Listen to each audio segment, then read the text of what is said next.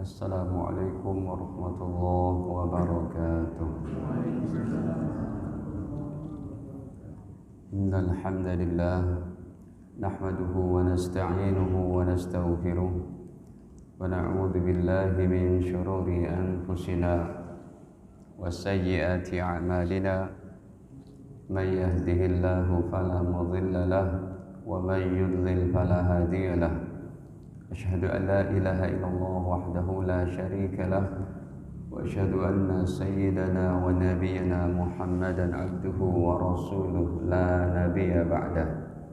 اللهم صل وسلم على نبينا محمد وعلى آله وصحبه ومن اتبعهم بإحسان إلى يوم القيامة. أما بعد، فيا معشر المسلمين والمسلمات، أوصيكم ونفسي بتقوى الله فقد فاز المتقون. قال الله تعالى: يا أيها الذين آمنوا اتقوا الله حق تقاته ولا تموتن إلا وأنتم مسلمون. Alhamdulillah, para hadirin kaum muslimin muslimat yang dirahmati Allah. Sebelumnya marilah senantiasa kita memanjatkan puji syukur kepadanya atas segala limpahan nikmatnya kepada kita, terutama sekali nikmat iman, nikmat Islam, serta sehat afiat.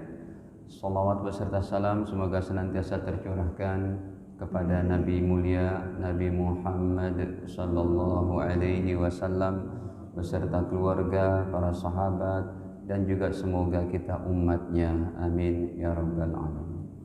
Bapak Ibu sekalian, malam ini mohon maaf karena laptop saya ketinggalan. Ya, jadi nggak pakai laptop dulu nih. Tadi pas saya lihat ke belakang mobil, lah mana laptop gitu. Ternyata ketinggalan di rumah. Baik, hadirin, tema kita malam ini sangat menarik yang udah saya kasih ke pengurus, yaitu syariat tentang pahala mengalir sekalipun seorang muslim sudah meninggal dunia. Ini banyak sekali tuh dalil-dalilnya itu, yang biasanya kita tampilin di mana, di layar. Ya, ini sekarang kita dengarkan saja dulu. Kalau mau diulang bulan depan boleh. Hadirin, syariat dalam agama Islam ini ada yang namanya pahala mengalir sekalipun orangnya sudah berada di alam kubur. Kan enak, Pak. Coba kalau karyawan kerja pabrikan, kerja kantoran, belum meninggal Pak, udah pensiun aja. Kira-kira gaji di bank BCA-nya masih ngalir nggak? Kok BCA Ustadz? Bank cadangan akhirat. Kalau orang pensiun itu gajinya udah nggak ngalir kan, udah berhenti aja. Apalagi sudah meninggal.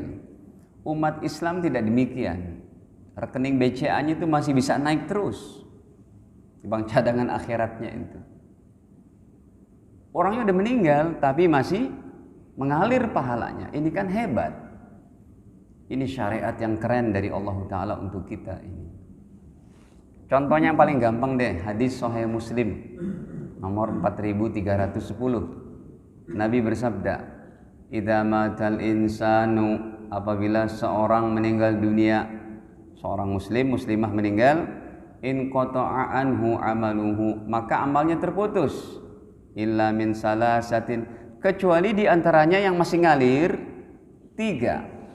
Maksudnya amal si mayit terputus, si mayit udah tidak bisa taubat, istighfar, baca Quran, berzikir, sholat, puasa, apalagi haji umroh, udah nggak bisa tuh, itu namanya terputus amal si mayit. Tetapi Nabi katakan masih mengalir diantaranya 3. Apa? Shadaqatun jariyah, wakaf. Apa bedanya sedekah biasa dengan sedekah jariyah? Sedekah jariyah nih, Masjid An-Nur dibangun dari dulu nih. Bapak ada yang nyumbang 1 juta, 100 juta, 100.000 pun Anda sumbang, tetap pahala mengalir itu. Kata Nabi dalam hadis Imam Ahmad, siapa orangnya yang membuatkan satu masjid karena Allah, hanya sebesar kandang burung gereja, kecil kan, tetap dia akan dibuatkan satu rumah di surga, pahala mengalir baginya. Kata Nabi yang pertama, illa min shadaqatin jariyatin, yaitu dari sedekah jariyah. Sedekah jariyah seperti wakaf masjid, wakaf Al-Quran. Ada pesantren tahfiz di pedalaman Papua. Kami memerlukan 100 eksemplar Al-Quran, cetakan kudus seumpamanya. Ya, harga satu itemnya 100.000. Ada dari sini. Ya udah Pak, nomor rekeningnya mana nih, saya transfer 10 juta ataupun 1 juta. Dapat berapa? 10 Al-Quran. Dipakai Al-Qurannya, dibaca, mengalir pahalanya untuk kita. Ya, wakaf masjid, wakaf Al-Quran, wakaf tanah pesantren, wakaf ataupun untuk kehidupan sosial bermasyarakat. Seperti wakaf sumur, ada di pedalaman Bengkulu, satu dusun nggak punya sumur, Anda kerjakan tuh, kerahkan para orang yang ngerti, kasih uangnya, dia buat sumur. Sumurnya bisa dimanfaatkan untuk orang sholat di sana, untuk bersuci, berwudu, untuk mandi, menanak nasi, untuk keperluan hari-hari, pahala mengalir. Itu sedekah jariyah, pahala mengalir. Makanya apa bedanya wakaf dengan sedekah biasa? Kalau sedekah biasa bendanya habis, tapi kalau sedekah wakaf bendanya harus langgeng. Jadi sumpamanya habis taklim sekarang nih, habis taklim nanti Isya, ya, ada jamaah yang bilang, Pak Ustadz kepada DKM, ini nanti habis taklim kita ada makanan nasi kebuli gitu ya. Saya mau wakaf nasi kebuli, betul nggak kata-katanya itu? Kok wakaf nasi kebuli? Itu kan langsung habis. Jadi jangan bilang wakaf nasi kebuli, tapi apa? Bilang aja saya mau sedekah nasi kebuli. Kalau wakaf bendanya harus habis, wakaf bendanya harus langgeng. Ada tuh, mohon maaf tuh, masjid-masjid Betawi yang kalau mau direnovasi orangnya nggak mau tuh. Nanti wakaf kita rusak dong, jadi gedung yang baru tuh, nggak ngalir lagi pahalanya. Ini keliru memahami konteks hadisnya itu. Jadi kalau ada benda wakaf seperti masjid udah reot banget, pemiliknya nggak mau diapain, direnovasi, padahal banyak yang mau nyumbang itu. Alasannya nanti kalau udah dibangun bangunan baru nggak ngalir dong pahalanya ke saya. Caranya, jadi masjidnya dihancurkan, puing-puingnya dipendam di situ, disatukan dengan coran semen yang baru, jadi tetap utuh. Ataupun gini, contohnya air condition ada berapa nih? 1, 2, 3. Kan ada durasinya paling 5 tahun ganti kan? Nah kalau emang ini wakaf dari warga, sebab ada beberapa warga yang, Pak Ustadz, Pak DKM, saya mau wakaf nih air condition dari saya semua. Bisa, itu kan 5 tahunan dia langgeng tuh, selama dinyalakan untuk Jumatan, untuk sholat 5 waktu kan enak, sejuk, tenang kayak begini, pahala mengalir. Lalu bagaimana ketika air conditionnya sudah rusak? Caranya bagaimana supaya pahala mengalir kepada pemilik yang pertama ini? Nah, itu dijual ya, seberapapun dapatnya, nanti keuntungannya itu dimasukin ke dalam dana yang untuk membeli air condition yang baru. Jadi tetap utuh dari pewakaf berapapun dia berlangsung, daripada berapa tahun, berapa durasi yang ini. Kata Nabi, illa min shadaqatin jariyah, wakaf tetap mengalir itu. Ya, wakaf jembatan, sumur, posyandu, termasuk kehidupan sosial bermasyarakat. Yang kedua, au ilmin yuntafa'u bihi, atau ilmu yang bermanfaat. Ya ini sih pastilah para ulama, para habaib, para kiai yang mereka begitu ikhlasnya di pedalaman mendidik anak-anak umat Islam. Lihat Pak, setiap Indonesia ini kan memang tidak boleh terlepas dari kiprah para ulama. Ketika ada penjajahan saja, Mbah Hashim Asy'ari itu yang mengeluarkan resolusi jihad tanggal 22 Oktober tahun 1945 itu. Ulama dan santri yang bergerak. Ya. Ulama-ulama ini kalau sudah meninggal pahalanya mengalir. Makanya yang kita sebutin nih setiap pengajian, Imam Syafi'i fatwanya begini, ilmunya begini, Imam Bukhari, Imam Muslim, Imam Ahmad, pahala mengalir untuk mereka semua. Tapi tidak menutup kemungkinan pahala mengalir untuk kita juga, sebisanya kita mengajarkan kebaikan kepada orang-orang. Anda ketemu sama anak-anak muda nih lagi nongkrong, sudah azan berkumandang, yuk ke masjid yuk. Itu ilmu bermanfaat. Kalau dia mau ke masjid, Anda dapat pahala. Kita sudah meninggal, orang yang pernah kita ajarkan ilmu agama, kebaikan, taat kepada Allah, apalagi tauhid, ya. Kemudian hubungan baik sama manusia, kasih sayang kepada seluruh manusia, wah, pahalanya bagus banget. Yang ketiga apa? Awaladin salih yad'u lahu, atau anak soleh yang mendoakan kedua orang tuanya. Orang tuanya udah meninggal, nggak bisa ngapa-ngapain lagi, pahala ngalir daripada anak-anak yang soleh. Anaknya sholat tahajud, bapak ibunya kecipratan. Anaknya haji umroh, bapak ibunya kecipratan. Apalagi kalau dihajikan khusus untuk bapak ibu yang belum haji, namanya badal haji. Atau seperti 3 pekan lalu kita berkurban. Berkurban untuk siapa? Mayyit, yang udah kita jelaskan dulu. Jadi hadirin, ini hebat syariat ini. Para jemaah, syariat pahala mengalir ini syaratnya itu bukan 3, 5, apalagi 10. Syaratnya cuma 1 saja. Apa? Hidup dan mati dalam beriman kepada Allah. Sebab kalau udah nggak beriman nggak boleh dapat apa-apa. Ya, syaratnya apa? Beriman kepada Allah. Baru tadi pagi kita pengajian di Kelurahan Pondok Kelapa. Ya, sama di Kapling AL Duren Sawit itu, di dekat rumahnya Pak Anas Urbaningrum itu. Pak Ustadz, saya mu'alaf orang Cina. Bapak saya sudah meninggal, ibu sudah meninggal, agamanya bukan Islam. Saya nggak boleh doakan Ustadz. Tidak boleh Pak, Ibu, engkau udah nggak boleh mendoakan. Dan terima saja takdir Allah, imani ini sebagai takdir dari siapa? Dari Allah. Paling banter Bapak Ibu cuma bisa datang ke kuburannya, kuburan Cina kan gede-gede tuh, hanya untuk membersihkan daripada sampah, dedaunan. Berdoanya nggak boleh. Buka surat At-Taubah, surat ke-9 ayat ke-80. Istaghfir lahum aw la tastaghfir lahum in tastaghfir lahum 70 marrah falan yaghfirallahu lahum. Istaghfir lahum, wahai Nabi dan umat Islam, apabila kamu memohon ampunan untuk orang-orang kafir, aw la tastaghfir lahum, ataupun kamu tidak minta ampunan untuk mereka, in tastaghfir lahum 70 marrah, kalau kamu minta ampunan untuk mereka 70 kali, kata Allah, fala yaghfirallahu lahum, enggak bakal aku ampuni dosa mereka, kata Allah. Sebabnya kenapa ya Allah? Dzalika bi annahum kafaru billahi wa rasulih, karena mereka kafir kepada Allah dan Rasulnya. Ayat 84-nya, wala tusalli ala ahadim minhum mata abada, wahai Nabi, wahai umat Islam, jangan kamu sholatkan ke salah seorang di antara mereka yang mati abada, selamanya. Wala taqum ala qabrihi, jangan kamu berdiri di atas kuburnya untuk mendoakan. Sebabnya kenapa ya Allah? Innahum kafaru billahi wa rasulih, karena mereka kafir kepada Allah dan Rasulnya. Wa matu wa hum fasiqun, dan mereka mati dalam keadaan fasik. Sudah lepas harapannya itu. Tapi kalau bapak ibu Anda, saya bilang sama orang yang tadi nanya, masih hidup, masih boleh mendoakan, masih, tapi diperinci ada 3 macamnya.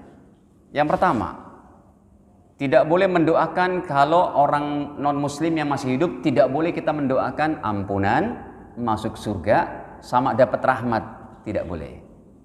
Yang kedua, boleh mendoakannya tentang apa? Kelancaran rezeki, panjang umur, sehat afiat, urusan baik, boleh. Yang ketiga, dianjurkan untuk mendoakan kalau masih hidup apa? Doa hidayah. Nah, orang tablik mah tahu nih orang ini. Doa hidayah itu dianjurkan sekali. Allahumma hdinnas jami'a, ya Allah kasih hidayah kepada seluruh manusia yang non muslim. Ya Allah kasih hidayah sama bapak ibu saya ya Allah, karena mereka melahirkan saya, supaya mereka juga mau menikmati dapatnya Islam, apa itu hidayah Islam ini. Ya, makanya para ustadz-ustadz yang mu'alaf itu kan banyak yang terkenal tuh. Ibu Irna Handono, Ustadz Yahya Waloni, Ustadz Nababan, Ustadz Felix Xiao, itu kan beliau berusaha Pak untuk keluarganya masuk Islam. Contohnya Ustadz Felix deh, Yang baru masuk Islam kan baru kakaknya itu. Kalau orang tuanya belum, papanya itu. Tapi tetap berusaha. Doanya doa hidayah. Hadirin, jadi syariat pahala mengalir ini syaratnya cuma satu, Pak. Hidup dan mati dalam keadaan la ilaha illallah. Sekarang, Bapak Ibu sekalian, syariat pahala mengalir ini ada berapa? Ada dua. Yang pertama, mengalir berupa doa-doa dari orang lain. Orangnya udah meninggal, tetap masih boleh mengalir. Nanti kita sebutkan dalil-dalilnya. Makanya mohon maaf ini belum bisa ditampilkan laptopnya ke bawah. Padahal bagus banget ini kalau boleh ditampilkan. Yang kedua hadirin, pahala mengalir berupa apa? Amal soleh. Sekarang kita masukkan dalil-dalilnya. Pahala mengalir berupa doa-doa. Yang pertama, Allah yang sendiri firmankan, Allah yang sendiri ajarkan supaya kita mendoakan orang Islam yang lain. Buka surat ke-59 surat Al-Hasyr ayat ke-10.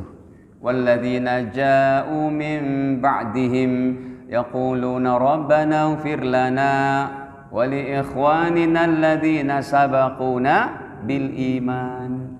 Walladzina ja'u min ba'dihim, dan orang-orang Islam yang datang setelah para sahabat, generasi pertama umat Islam. Orang-orang Islam yang hidup setelah generasi para sahabat Muhajir dan Ansor, yaqulun, mereka berdoa kepada Allah, Rabbana ighfir lana, ya Allah ampunilah dosa kami, wa li ikhwanina alladzina sabaquna bil iman, dan dosa saudara-saudara kami yang telah mendahului kami dalam keadaan beriman. Kita nggak saling kenal tuh. Pak, tadi habis sholat, Pak Imam berdoa, kita aminkan. Di antara doanya, Allah maghfir lil muslimin wal muslimat. Itu doa langsung masuk tembus segala dimensi. Sekalipun umat Islam yang ada di kutub utara, sekalipun umat Islam ada di ujung New Zealand, Pak, sekalipun umat Islam ada yang di ujung Afrika sana, sekalipun umat Islam ada yang di ujung negeri Madagaskar, kalau dia muslim dapat pahalanya. Makanya tolong jawab coba. Ini amalan gampang banget, Pak. Bagaimana caranya Bapak Ibu kita mau dapat pahala 1,7 miliar? Ada yang tahu? Tapi saya nggak bilang dapat sepeda ya. Bangkrut nanti. Hadirin, bagaimana caranya kita mendapat pahala dalam kurang waktu 1 menit 1,7 miliar?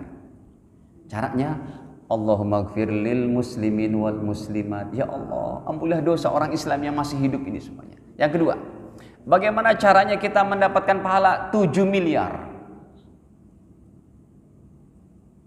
Ayo, kok diem? Kalau ini dibilang dapat sepeda gitu ya, pada nggak tahu itu. Hadirin, bagaimana caranya kita mendapat pahala 7 miliar? Semudah itu Ustadz, semudah itu. Dalam kurang 1 menit kita doa.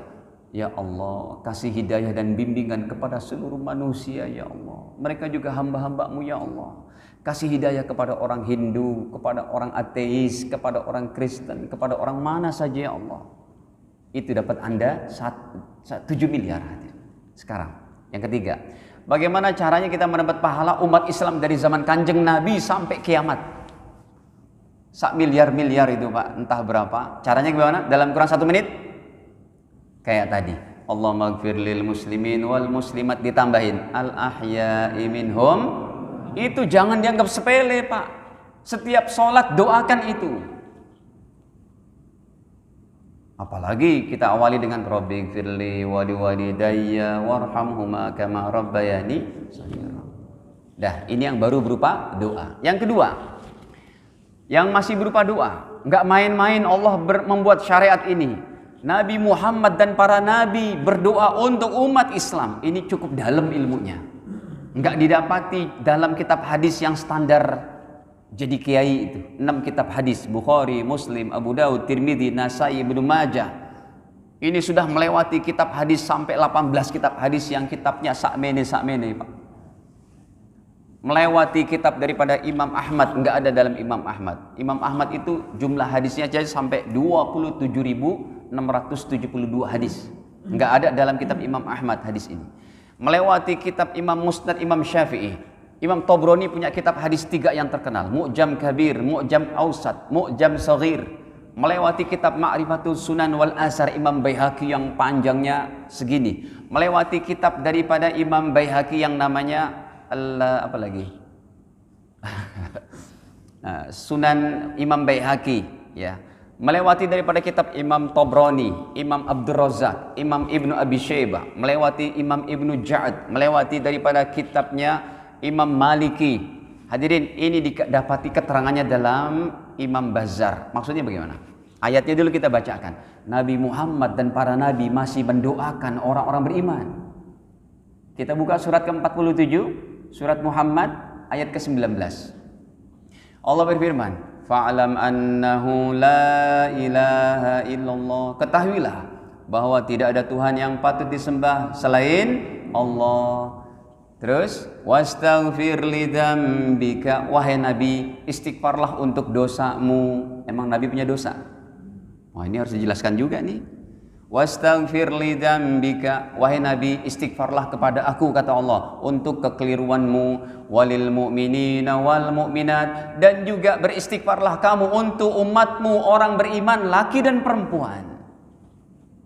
Hadirin, kita mau bahas dulu. Nabi Muhammad emang punya kesalahan sehingga Allah katakan dalam ayat ini, surat Muhammad ayat ke-19, wastaghfir li dzambik. Nabi Muhammad tidak punya dosa. Ayat ini khusus untuk kekeliruan Nabi yang cuma 2 atau 3 saja. Contohnya, dalam surat Al-Kahfi, Nabi ditanya, wa yas'alunaka 'anil qarnain. Mereka bertanya kepadamu, wahai Nabi, tentang Raja Zulqarnain. Nah, nama guru kita Tengku Zulqarnain itu diambil dari raja ini, Pak.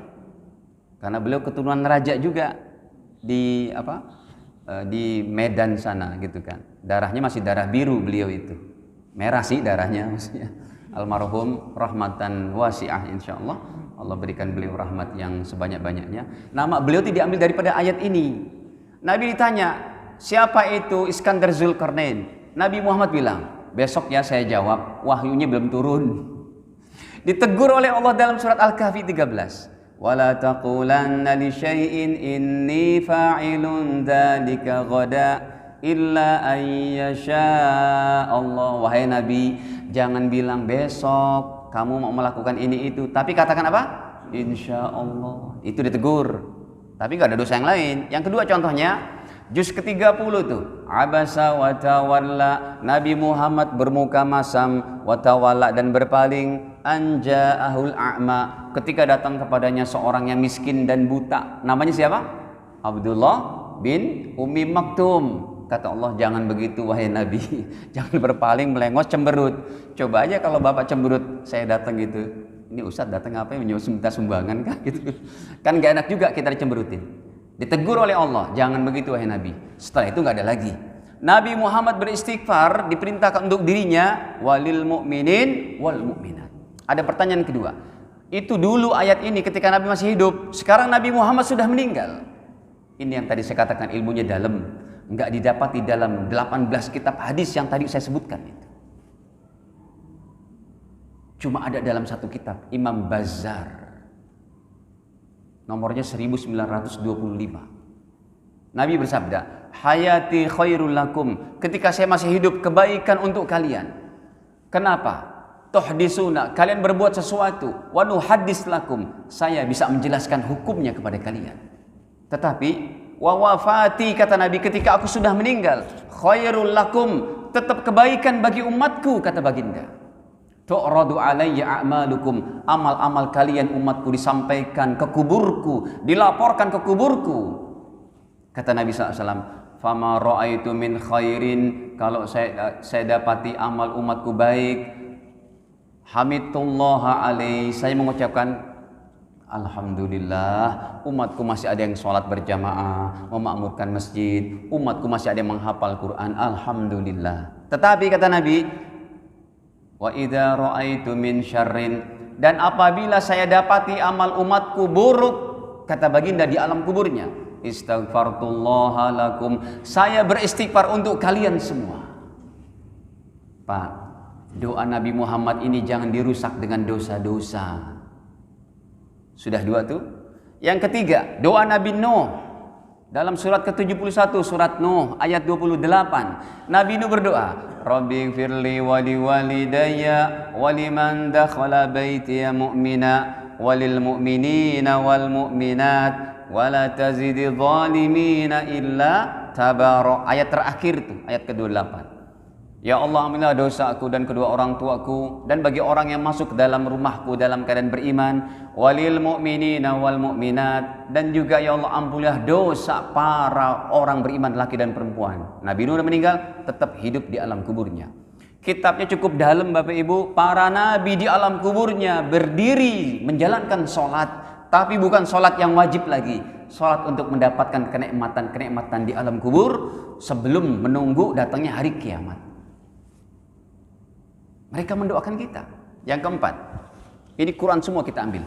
Pahala mengalir berupa doa. Yang keempat, Bapak Ibu, saya mau tanya, Bapak Ibu punya hubungan apa sama malaikat? Besanankah malaikat? Hubungan menantu mertua? Enggak ada. Tapi malaikat diperintahkan oleh Allah mendoakan orang-orang beriman. Malaikatnya pun malaikat besar-besar, malaikat pemikul arash. Ada berapa malaikat pemikul arash? Malaikat pemikul arash ada berapa? 8. Surat Al-Haqqah, surat ke-69 ayat 17. Wa yahmilu arsya rabbika fawqahum yawma idzin samaniyah. Arash Allah digotong sama 8 malaikat. Itu Jibril saja kalau dipegang oleh malaikat pemikul arash, Jibril cuma setangannya itu. Saking gedenya ini malaikat. Tapi tetap lebih afdal Jibril, Sayyidina Jibril alaihissalam. Tetap lebih afdal Jibril. Hadirin, arash itu kalau bumi kita dengan arash bandingannya bagaimana? Nih, contoh. Bumi kita setetes air ini gedenya, arash itu adalah selautan luas. Kayak apa gedenya arash Allah? Di mana letak arash? Ini bumi kita. Langit ada berapa semuanya? 7. Langit pertama, kedua, ketiga, keempat, ketujuh. Di atas langit ketujuh ada surga dan neraka. Di atas surga dan neraka ada lauhil mahfuz. Di atas itu lagi ada lautan. Di atas lautan ada arash Allah subhanahu wa ta'ala. Wa kana arsyuhu 'alal ma. Arash Allah berada di atas air. Jadi di atas surga itu bukan awan Pak nanti, bukan langit, tapi apa? Air. Nanti aja kita saksikan Pak kalau kita udah di sana gitu. Hadirin, ini malaikat pemikul arash termasuk malaikat-malaikat hebat dan matinya terakhir itu. Allah katakan, kullu nafsin dha'iqatul maut. Wahai malaikat mautku, cabut semua nyawa manusia dan jin. Saya mau kiamatkan ini. Dicabut, jin, manusia mati semuanya. Wahai malaikat mautku, malaikat-malaikat pun habiskan. Cabut semuanya. Kata Allah, wahai malaikat maut, tinggal siapa? Saya ya Allah, Jibril dan malaikat pemikul arash yang 8. Kata Allah, cabut malaikat Jibril juga. Sayyidina Jibril meninggal Pak, dicabut oleh malaikat maut. Wahai malaikat mautku, tinggal siapa? Pemikul arash ya Allah, gede-gede itu. Malaikat mautnya pun kalah gede sama dia. 8 malaikat, kata Allah, cabut juga. Kullu nafsin dha'iqatul maut. Sudah ya Allah. Allah tanya, wahai malaikat maut, tinggal siapa? Aku dan engkau ya Allah. Kata Allah, enaknya gimana? Saya cabut atau kamu cabut sendiri? Tapi Allah yang mencabut nyawa malaikat maut. Setelah Allah firmankan, setelah malaikat maut mati pun Allah katakan, limanil mulkul yawm. Sekarang kerajaan milik siapa? Sekarang kekuasaan milik siapa? Allah sendiri yang menjawab, lillahil wahidil qahar. Kita kembali kepada malaikat pemikul arash. Dalam surat ke-40, surat Ghafir, Allah berfirman, alladzina yahmilunal arsya, dan para malaikat pemikul arash, wa man haulahu, dan malaikat yang berada di sekeliling arash, yusabbihuna bihamdi rabbihim, mereka beristighfar memuji Allah Ta'ala Tuhan mereka, wa yu'minuna bihi, dan mereka beriman kepada Allah, wa yastaghfiruna lilladzina amanu, dan mereka beristighfar untuk orang-orang beriman, untuk bapak ibu sekalian. Sampai kapan Ustaz? Sampai hari kiamat mereka beristighfar sambil memikul arash. Sambil memikul arash di lisan-lisan para malaikat. Rabbika, apa tuh? Allah maghfir lil muslimin, Allah maghfir lil muslimin wal muslimat, Allah maghfir lil muslimin, terus sampai hari kiamat. Tampaknya kita lagi duduk, lagi ngopi, lagi tidur, malaikat tetap beristighfar. Makanya jangan dirusak dengan perbuatan dosa-dosa. Ini contohnya Bapak Ibu, 4 macam dari mengalirnya berupa doa. Contoh yang kelima, Pak, saya dulu ini saya ke Sunter, tempat ya kemarin aja saya ketemu sama teman-teman CSD saya itu, karena saya mengisi acara apa itu jadi juru bicaranya anaknya Bupati Kebumen yang menikah. Ketemu tuh, kamu nih udah jadi ustadz ya, lo gitu ngomongnya kan. Teman-teman SD ketemu. Ini saya pernah sholat di daerah Sunter, udah mau sholat zuhur aja. Udah gitu habis sholat zuhur ada jenazah diusung. Jenazah diusung, saya nggak kenal dan ya udah, saya ikut sholat juga di belakang. Allahu Akbar. Pak, namanya sholat jenazah, takbir pertama baca apa? Al-Fatihah. Takbir kedua, sholawat Ibrahimiyah. Takbir ketiga, Allahumma gfir lahu warhamhu wa'afihi wa'fu anhu. Takbir keempat, Allahumma la tahrimna ajrahu wa la taftinna ba'dahu waghfir lana. Assalamualaikum. Selesai. Pas saya mau pulang, orang tuh udah pada berkerumul kan. Di antara mereka warga ada yang bilang, kita dengar tuh kedengeran. Kasiannya meninggalnya anak Pak Haji itu, ya jarumnya masih nancep di sini katanya. Ketemu di samping tempat nongkrong mereka di balik supermarket Jameson waktu itu. Ada Jameson dulu, sekarang udah nggak ada kayaknya. Di Sunter. Nah hadirin, udah gitu meninggal di situ. Ternyata dia overdosis kan. Lagi make gitu. Yang berbuat dosa dia, yang sholat berjamaah sholat jenazah tadi siapa? Kita tetap wajib mendoakannya selama dia beriman. Ya Allah ampuni dosa dia, sayangi dia. Itulah hebatnya pahala mengalir. Yang kedua, bagian kedua pahala mengalir dari segi amal soleh. Ini teramat banyak mau dibawakan hadis-hadisnya. Contoh, setiap habis sholat Pak, jangan lupa Al-Fatihah untuk bapak ibu saya. Al-Fatihah ataupun Rabbighfirli wa liwalidayya warhamhuma kama rabbayani shaghira. Pahala mengalir kepada mereka. Yang kedua, kemarin deh kurban untuk mayit. Ya, satu kambing, satu jenazah sampai pahalanya. Kita yang berkurban pun dapat pahalanya. Atau kita niatkan juga, ya, yang dagingnya boleh kita makan. Ya Allah, terimalah kurban ini dari saya dan pahala untuk ayah ibu. Itu dapat juga bapak ibu kita. Tapi kita boleh makan dagingnya. Kalau yang tadi model kedua nggak boleh makan daging. Ya Allah, terimalah kurban ini atas nama mayit. Itu kita nggak boleh makan dagingnya. Itu semua hanya untuk fakir miskin. Itu nomor 2 contohnya. Pahala mengalir dari jenis amal soleh. Badal haji, umroh haji. Dulu hadirin, kalau kita setiap umroh itu kan, ini kita ditegur sama orang Masjidil Haram, ya, sama ulama Mekah ditegur. Dia ngeliatkan kita sebagai mutawib, sebagai gayet. Dia katakan, anta limadha ta'tamir marrat wa tadhhab ila tan'im wa tarji'huna wa tatuf wa tas'a sematahallul ish hadha limadha taf'al umrah marrat fi mausim wahid aina dalil katanya. Kenapa kamu umrah lagi-lagi sih? Umrah tuh sekali aja, nggak usah 2 kali 3 kali. Sebab umrah 2 kali 3 kali itu dalam satu musim Anda datang ke Mekah nggak ada dalil katanya. Saya jawab, ada. Bukhari Muslim dalilnya. Loh, bagaimana? Sebab umrah saya kedua, umrah saya ketiga bukan untuk diri saya sendiri, tapi untuk ibu kita, untuk bapak kita. Itulah yang kami ajarkan ke jamaah. Kata mereka, oh kalau itu sih emang boleh, bagus katanya. Makanya dong jangan nyala-nyalain aja gitu. Tanya dulu yang benar.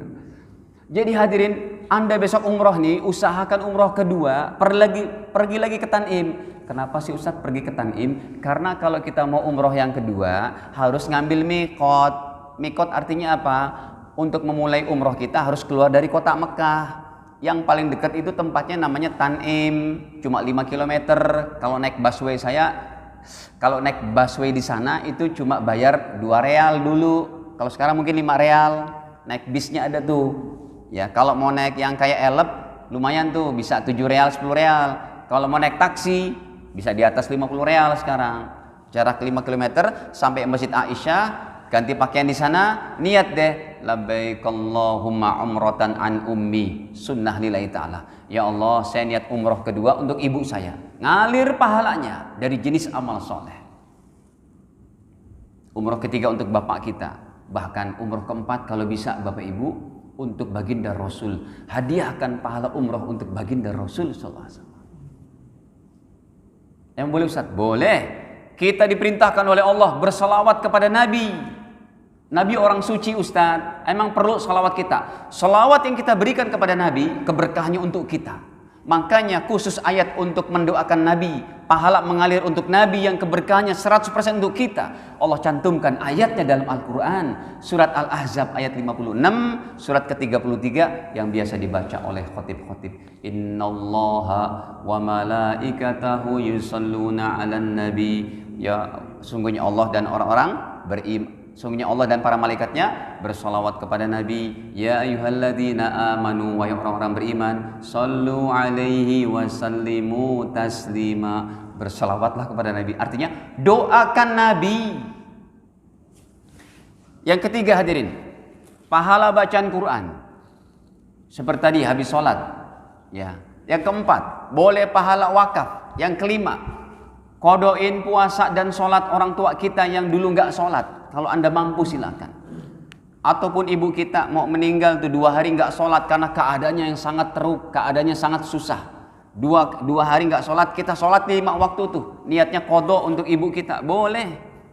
Usolli fardhu subhi raka'ataini qadha'an an ummi fardhan lillahi ta'ala. Atau pakai bahasa Indonesia, saya niat sholat subuh 2 rakaat qadha untuk ibu saya. Allahu akbar. Boleh. Bahkan hadisnya sahih riwayat Imam Bukhari. Ada seorang sahabat datang, ya Rasul, ibu saya meninggal dunia, punya hutang puasa 1 bulan. Puasa 1 bulan capek nggak Pak? Capek. Ya Rasul, ibu saya meninggal, punya hutang puasa sebulan karena sakit, nggak sembuh-sembuh meninggal. Pertanyaan saya ya Rasul, dalam hadis Bukhari nomornya 1852, anak muda ini berkata, afa aqdihi anha, boleh nggak saya mengkodoknya ya Rasul? Saya masih hidup mengkodok untuk ibu saya. Lagi sahurnya ataupun sebelum tidur dia niatin, nawaitu shauma ghadin qadaan an ummi fardhan lillahi ta'ala. Saya niat puasa untuk mengkodok puasa ibuku hari pertama. Sebulan ya Rasul, boleh tidak? Kata Nabi, na'am, monggo, silakan. Kenapa? Fadainullah ahaqqu ayyuqda. Karena hutang kepada Allah mesti harus lebih diperhatikan pengkodokannya. Bapak Ibu sekalian, terakhir, apa sih Ustadz hikmahnya Allah jadikan syariat ini? Masih ada waktu nggak? Jam berapa? Masih tinggal 1 menit tiba-tiba. Jam berapa azan? Lewat 8. Ya, bentar ya.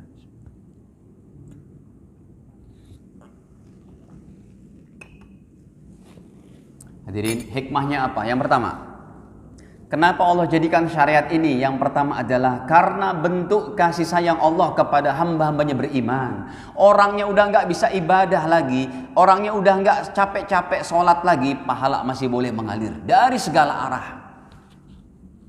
Makanya naudzubillah kalau yang mengalir dosa-dosa itu, Pak. Emang dosa bisa ngalir? Bisa. Contoh, ada seorang yang dia melanggengkan dia buat satu rumah judi, rumah prostitusi, rumah macam-macam. Orang yang memfasilitasi sudah meninggal, rumahnya masih dipakai untuk praktek kemaksiatan. Dosanya mengalir dia? Mengalir. Jadi hikmah yang pertama adalah dijadikan begini untuk orang beriman supaya karena bentuk kasih sayang Allah kepada orang-orang beriman.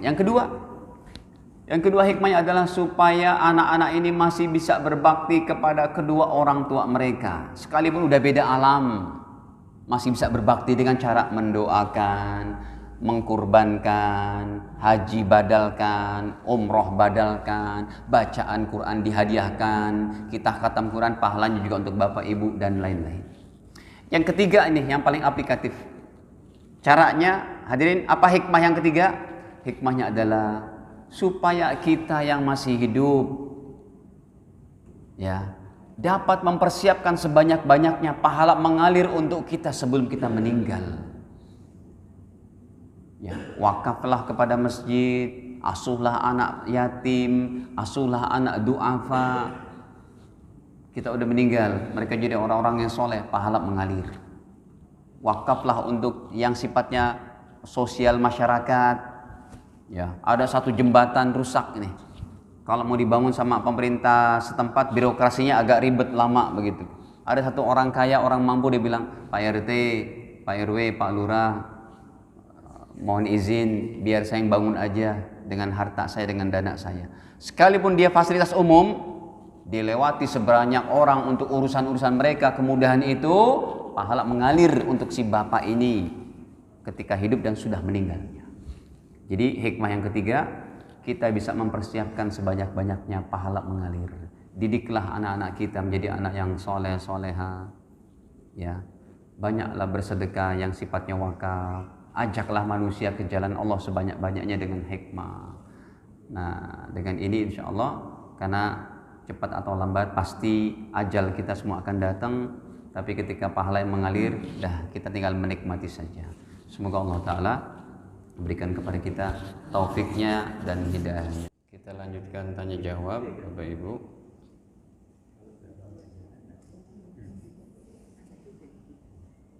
Silakan. Kalau tidak ada, alhamdulillah. Ya.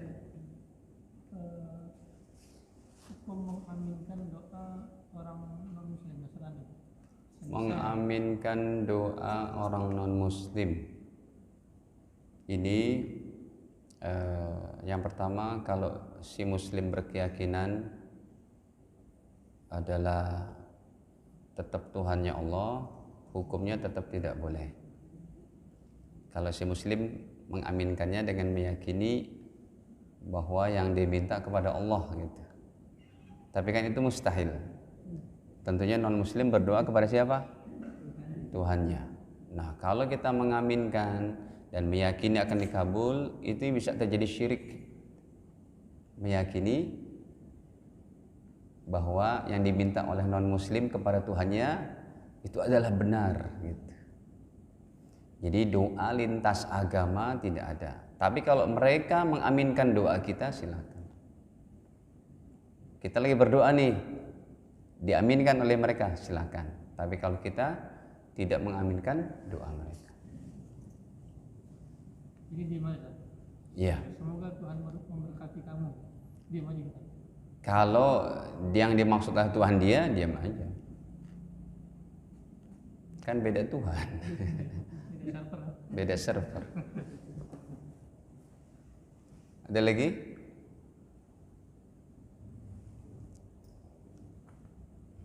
Kalau tidak ada berarti sudah pada paham kan?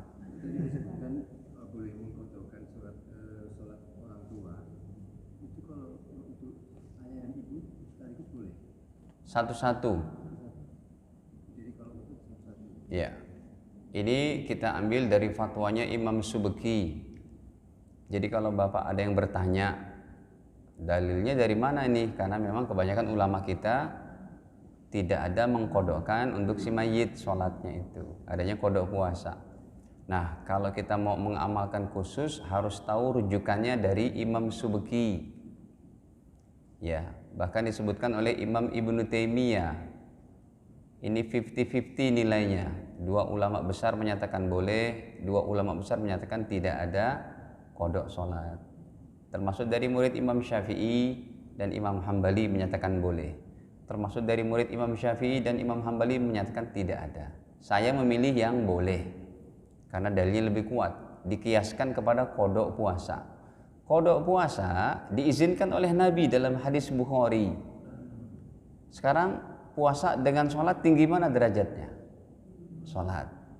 Yang kedua, tingkat kesulitan mengkodok puasa sama sholat, susahan mana? Puasa dong, puasa 12 jam, kodok sholat subuh cuma 2 menit. Yang lebih penting, yang tidak begitu lebih penting aja diizinkan puasa, apalagi sholat. Berarti kiasnya kias aulawi. Tapi kita ikut saja daripada fatwa Imam Subki. Kata Imam Subki, saya masih menyolatkan kodok sholat an aqoribi dari kerabat-kerabat saya. Gitu. Kerabatnya meninggal, ada nggak sholat berapa hari dikodokin. Dan itu yang saya amalkan. Kalau hadisnya ada dalam Sahih Muslim, tapi ternyata beberapa hadis dalam Sahih Muslim bermasalah, termasuk tentang masalah kodok sholat ini. Makanya yang lebih tepatnya dikiaskan saja. Sahih Muslim nomornya masih awal-awal, nomor 34. Nabi bersabda, "Inna minal birri ba'dal bir." Sesungguhnya kebaikan di atas kebaikan. Antusolli li abawaik ma'a sholatik. Kamu sholatkan untuk bapak ibumu. Wa antasum li abawaik ma'a saumik. Engkau puasakan untuk bapak ibumu. Gitu. Caranya kayak tadi, waktu kodok sudah tidak terikat lagi dengan waktu. Anda boleh kodokkan sholat subuh pada waktu zuhur pada waktu isya, bebas. Dan ini saya lebih condong ikut kepada yang ini, sekalipun ada perbedaannya. Kenapa? Karena untuk menyatakan bentuk kasih sayang kita kepada orang tua kita, bakti kita kepada orang tua. Bapak sholat tahajud, udah selesai itu 2 rakaat khusus. Ya Allah, hadiah sholat 2 rakaat untuk bapak ibu saya.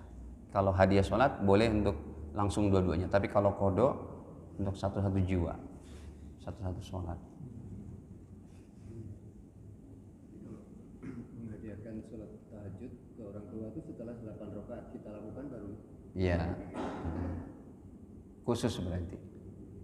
Lagian kalau kita tidak hadiahkan pun tetap orang tua kita dapat pahalanya, karena kita hasil didikan orang tua. Cuma kita mau mempersembahkan lebih khusus. Gitu. Sholat mutlak 2 rakaat untuk ibu saya, sholat mutlak 2 rakaat untuk ayah saya, boleh. Niat aja sholat mutlak. Kan sholat mutlak bebas, boleh berapa rakaat saja. Ada lagi? Ibu-ibu mungkin ada pertanyaannya?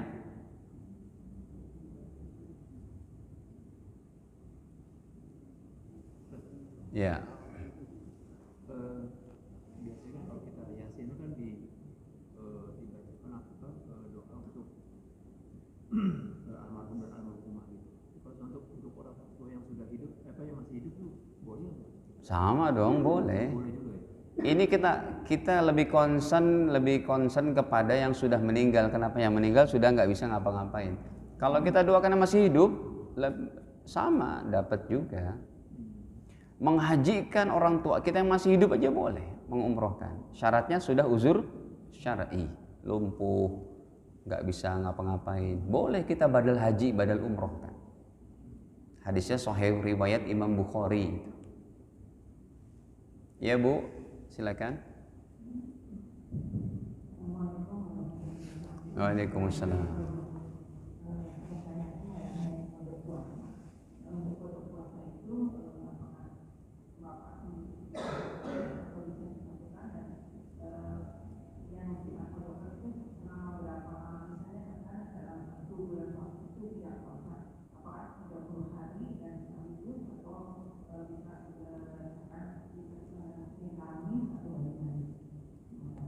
Iya, mengkodokkan puasa mayit caranya kayak seperti dia puasanya hutangnya 30 hari.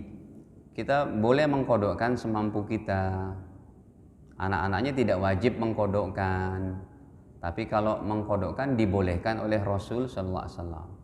Caranya boleh diikuti dengan puasa sunnah Senin Kemis biar gampang. Ya, jadi ibu besok nih saya niat puasa kodok untuk orang tua saya, untuk ibu saya. Nah, diikuti dengan hari Senin. Nanti pahala puasa Seninnya dapat. Nanti Kamis juga begitu, sehingga tidak terlalu berat. Kalau memang fisik seorang anak ini kuat, langsung aja deh saya mau kodoin sebulan, monggo. Niatnya wajib. Saya lagi makan sahurnya atau malam sebelum tidur, karena puasa wajib, niatnya tidak boleh setelah azan subuh. Ya, sebelum azan subuh saya niat puasa kodok wajib untuk ibuku. Sebulan boleh, bagus. Gitu. Lalu kalau ibu mau mencicil Senin Kemis, sebulan aja dapat berapa? 8 hari. 2 bulan sudah 16 hari. 4 bulan kelar. Silahkan. Dan itu bagus banget. Ya, sebagai bukti bakti kita kepada orang tua kita. Makanya kalau kita khatam Quran tuh, Bapak Ibu nih usahakan khatam Quran sebulan ya. Jangan enggak sebulan. Sebulan khatam Quran. Ya Allah, dengan khatam Quran ini ya Allah, terangilah cahaya kubur bapak ibuku. Pahalanya alirkan untuk mereka juga ya Allah. Bapak ibu kita dapat tuh 10.270.000 pahala.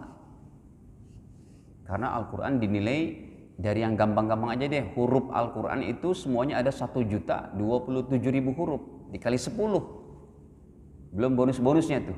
Bonus mentadaburi, bonus megang mushafnya, bonus capek mata kita gitu kan. Usahakan khatam Quran sebulan Bapak Ibu. Ya, ini bagi kita lah orang awam. Kalau bagi ustadz kiai jangan sebulan, seminggu sekali khatam. Antum kan level ustadz nih. Usahakan setiap minggu khatam. Sehari 5 juz. Ada lagi? Silakan. Kalau kodoknya untuk istri atau suami Bisa. Saking cintanya kan sama istri. Ya, istri meninggal, ya, dikodoin sholatnya. Tapi jangan dipakai logika jelek ya, logika terbalik. Bang, saya nggak sholat ya, abang nyolatin saya deh gitu. Itu nantang namanya. Kayak tadi kan, malaikat mendoakan kita, orang-orang beriman mendoakan kita, betul? Nabi Muhammad mendoakan kita. Lalu dia bilang, kalau gitu enak dong Ustaz, saya santai aja deh. Kan udah banyak yang doain saya. Ini namanya menantang.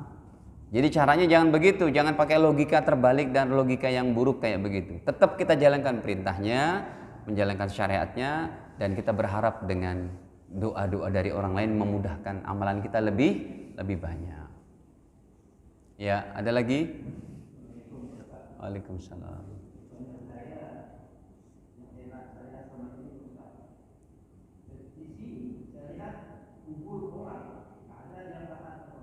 Apa?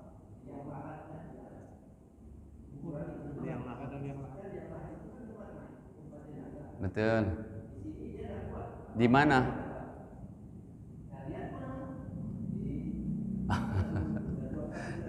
Iya.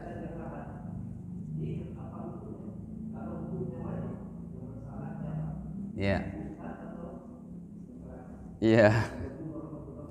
Waalaikumsalam. Pak, kuburan di Mekah, di Madinah semua enggak ada liang lahatnya.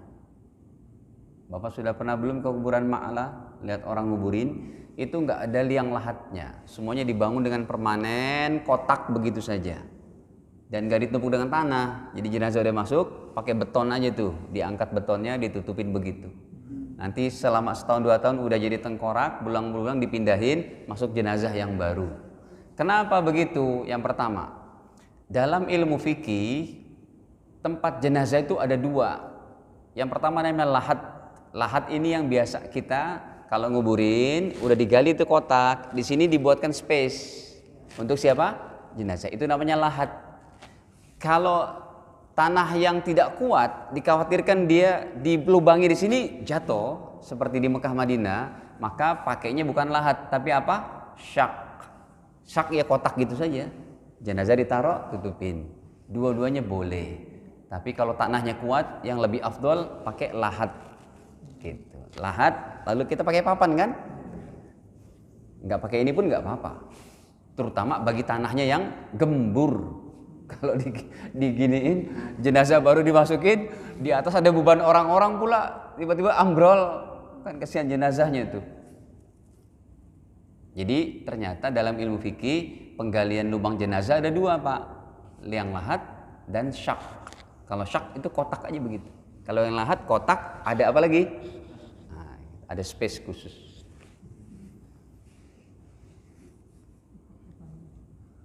Ini kita sudah masuk pada liang lahat ini. Padahal belum pernah saya jelaskan. Insya Allah nanti satu waktu kita jelaskan. Bagaimana adab-adab orang dalam keadaan sakit berat. Bagaimana adab-adabnya kita sebagai keluarganya. Itu ada. Insya Allah satu waktu kita sampaikan nanti. Demikian Bapak Ibu sekalian yang dapat kami sampaikan, kekurangan dimaafkan dan Allah terima daripada amal-amal kita semuanya, diistiqomahkan kita dalam iman dan Islam, dan wafat kita semua Allah berikan kepada kita husnul khatimah. Amin ya rabbal alamin. Al-afu minkum. Subhanakallahumma bihamdika asyhadu an la ilaha illa anta astaghfiruka wa atubu ilaik. Wassalamualaikum warahmatullahi wabarakatuh.